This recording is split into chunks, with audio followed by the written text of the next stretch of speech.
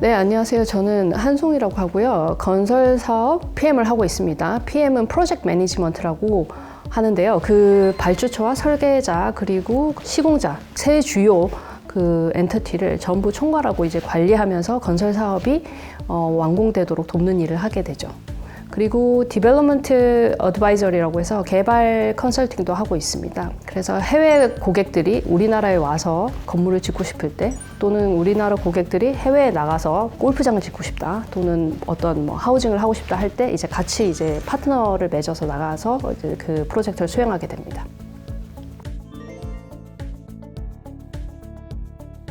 네, 이제 그 보통은 PM과 그 Owners Representative라고 해서 그 두 개의 역할이 나뉘는데요. 그게 해외도 그렇고 여기 국내도 마찬가지입니다. 근데 저 같은 경우는 그 Owners Representative랑 이제 PM 역할을 동시에 하는 경우고요. 그래서 이제 좀 더 이제 오너의 어떤 입장에서 봤을 때 필요한 추가 업무라던가 이런 것들을 제가 수행을 하면서 좀 테일러드 된 서비스라고 할까요? 그 오너 입장에 맞춰서 그런 서비스를 제공하게 되었습니다.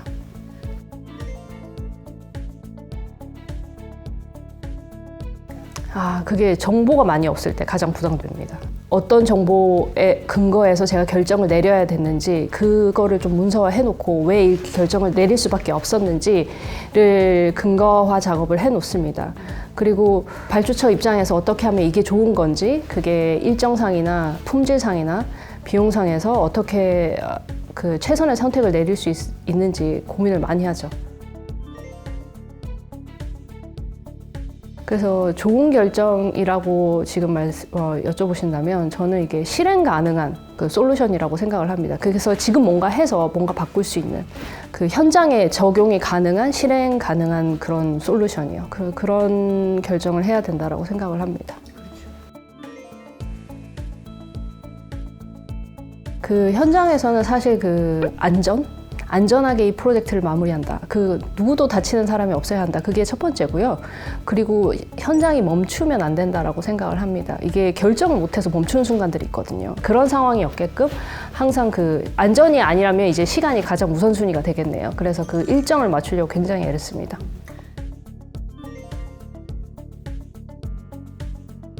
처음 계획이 그대로 완성되는 경우는 별로 없고요. 사실은 그 건설되는 과정 동안 처음 계획처럼 하려고 부단히 애를 씁니다. 왜냐면 그 처음 계획은 사실 단순히 그냥 처음 계획이 아니라 컨설턴트와 건설사 그리고 발주처가 다 같이 합의한 내용이거든요. 그래서 그 합의한 내용을 지켜나가려고 굉장히 애를 쓰죠.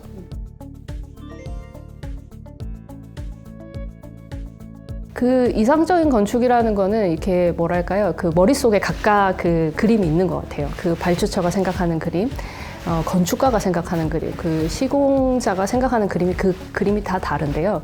다른 그림을 이렇게 같이 만들어 나가는 거라고 할까요? 그래서 현실에서 그 그림을 서로가 다 함께 만들어가는 그게 현실적인 건축이라고 생각을 합니다.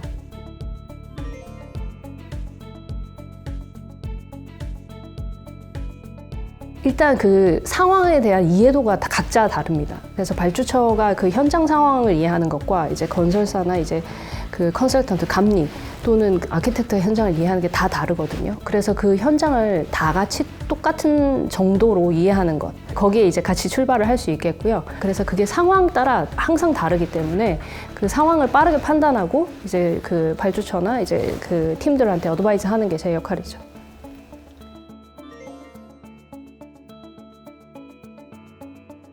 네, 제가 했던 프로젝트 중에 이제 PM이 둘, 디자이너가 둘, 그 다음에 건설사가 둘인 경우가 있었어요. 그래서 제가 이제 상대 측 PM이었는데 이제 그 PM단에서 그 어느 정도 합의선을 이루고 이제 프로젝트를 인수인계를 했는데 인수인계 후에 이제 상대편 PM이 일을 관두면서 저희 합의한 내용이 제대로 전달이 안 된 거예요. 그래서 일을 다시 해야 되는? 근데 그게 굉장히 이제 복잡한 어떤 건설 과정하고 맞물려 있고 이해관계가 맞물려 있었기 때문에 그걸 해결하는데 굉장히 힘이 들었습니다. 그렇게 이제 합의를 하는 과정 속에 꼭 녹화를 하고 녹음을 하고 문서화 시켜야 되겠구나. 더 자세하게 이제 그렇게 그 상황을 통해서 좀 배우게 되었죠. 최종 판단은 결국에 발주처에서 내리게 됩니다. 그래서 가능한 한 분쟁이나 또는 그 안 좋은 상황이 발생하지 않도록 제가 이제 상황을 조율하는 편이죠.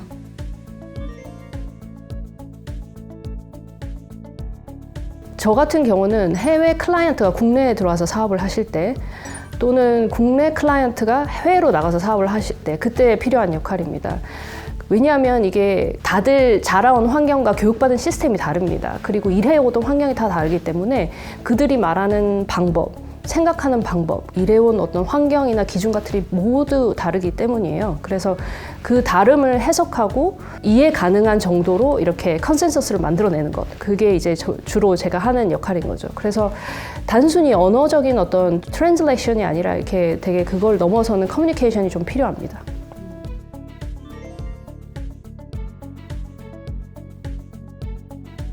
근데 그런 경우가 많습니다. 그게 대부분이고요. 근데 그렇게 되면 제가 오너한테 너무 딸려가게 돼요. 그 오너의 입장에서 너무 생각하고 이 프로젝트의 입장에서 생각이 안 됩니다.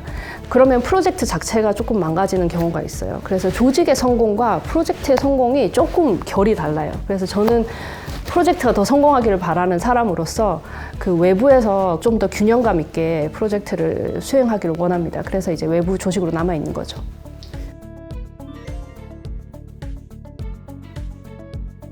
제가 하는 이제 학교 프로젝트 같은 경우는요, 이제 국제 학교입니다. 근데 그 국제 학교니까 거기에도 이제 굉장히 다양한 그 나라에서 오신 그 선생님들이 계세요. 그러니까 한 공간을 두고 얘기를 하지만 여러 사람의 니드와 어떤 그런 방향이 반영이 돼야 되는 거예요. 그리고 그게 이제 시의적절하게 디자인에 반영되고 또는 건설하는 그 시공 현장에 반영이 되게끔 저희가 하는 게 큰 업무죠. 이게 사실 사람을 위한 것이 아니고 기계를 위한 팩토리에 가깝다고 보시면 됩니다. 제가 최근에 그 진행한 데이터 센터 그 업무 중에는 이제 업타임이라고 무중단 시스템이에요. 그러니까 항상 그 데이터 센터는 24시간 무중단으로 돌아가야 되기 때문에 그 리던던시를 잉여를 설계하는 게 굉장히 중요합니다.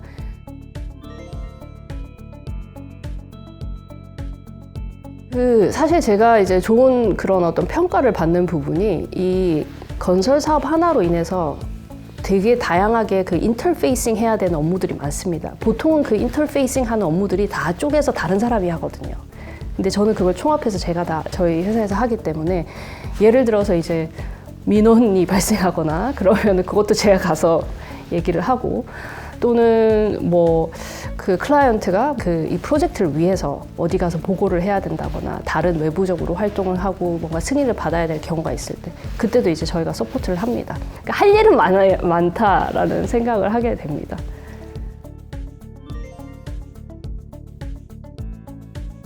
PM 자체의 역할에 대해서는 앞으로도 뭐 일은 계속 있을 거라고 생각합니다. 제가 생각하는 그 PM의 전망이라고 하면요. 그 이제는 건물이 그냥 콘크리트 뭐 이렇게 하고 그게 아니라 건물 자체가 굉장히 고도화된 플랫폼이라고 생각을 합니다. 어떤 건물에서 어떤 서비스가 제공하는지에 따라서 그 건물의 자산 가치와 그 건물의 활용도가 굉장히 다르다라고 생각을 하거든요.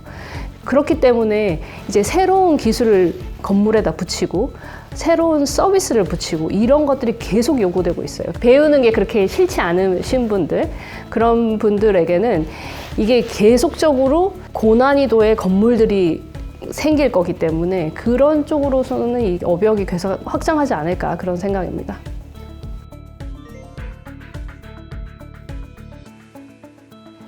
저는 그 발주처하고 가까이 일하고 아키텍트랑 건설사랑 가까이 일하기 때문에 이렇게 그 사람들의 이야기를 듣고 그 테크니컬 텀으로 해석해 놓는 것, 그게 그 AI보다는 아직까지 제가 잘한다고 생각을 합니다. 왜냐하면 클라이언트가 자기 속내를 이렇게 전면에다 얘기하지 않을 때가 더 많거든요. 그래서 제가 상황을 보고 맥락을 보고 이런 이유에서 이런 얘기를 했을 것이다.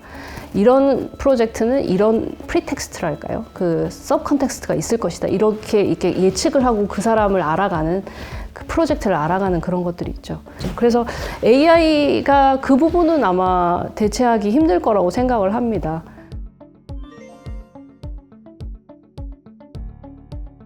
그래서 결국에는 사람이 책임져야 됩니다. 물론 성과도 그 사람한테 가겠지만 그 실패를 해도 그 모든 것들은 이제 사람이 책임을 지게끔 되어 있거든요. 지금 상황이. 그래서 그 AI를 얼마만큼 도구화할 수 있느냐에 따라서 그 사람이 성장할 수도 있겠지만 궁극적으로는 이런 그 일을 하려면 그 사람을 먼저 찾게 되는 거죠. 그리고 이제 제가 하는 업무 중에 주요 업무 중에 하나가 분쟁이 생기지 않도록 조율하는 것, 조정하는 것이 있습니다. 그게 분쟁이 일어나게 되면 이 프로젝트가 이게 돈이 얼마나 많든 상관없이 프로젝트가 엎어져요. 건물이 얼마나 많이 그 완공됐는지 하고 상관없이 프로젝트가 스탑됩니다. 그래서 결국에는 뭐 분쟁으로 가면 클라이언트한테도 손해거든요. 여러 다양한 방법을 통해서 이제 분쟁으로 가지 않고 수면 아래서 해결할 수 있는 방법을 찾아내는 거죠. 그래서 이것도 아마 AI가 하기 힘든 일 아닐까 그런 생각이 듭니다. 그러니까 그 사람을 이해하는 거죠. 사람과 상황을 좀 더 깊이 있게 이해하는 것. 네.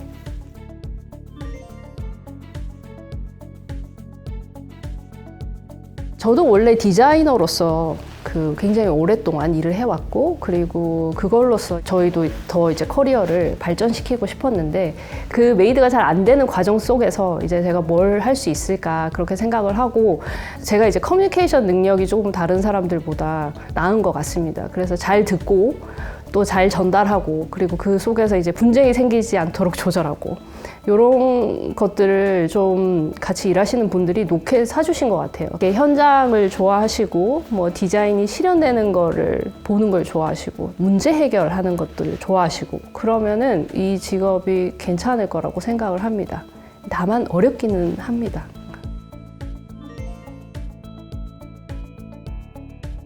물론 할 수 있습니다. 왜냐하면 사실은 이게 저도 이제 디자인 베이스로 공부를 했었고요. 그리고 디자이너로서 출발을 했고요. 그 전문 용어, 그 현장에서 쓰는 용어, 엔지니어들이 쓰는 용어를 좀 이해할 수 있어야 되고요. 이제 그걸 이해하려고 하는 노력이 좀 필요한 거죠. 그래서 현장에서 뭐 한 몇 년간의 그 조금 현장을 이해하고 사업을 이해하고 그런 시간이 필요하다고 생각합니다. 그게 사실은 비전공자뿐만이 아니라 전공자한테도 똑같이 적용이 됩니다. 학교에서 배운 지식은 조금 일반 지식이라고 한다 치면 회사에서 일하면서 배운 지식은 특수 지식이 되기 때문에 특수 지식을 조금 배운다라는 생각으로 조금 견디셔야 될 거예요. 그러면 이제 비전공자도 전공자도 충분히 해내실 수 있다라고 생각을 하고요. 계속 꼼꼼하게 기록해야 되고 집중이 흐트러지면 안 되거든요. 하루 종일. 그래서 어떤 분쟁의 소지가 있는지 이렇게 캐치를 하고 이런 것들이 있기 때문에 약간 그런 식으로 이제 마음의 준비가 좀 되셨다면 할 수 있지 않을까 생각합니다.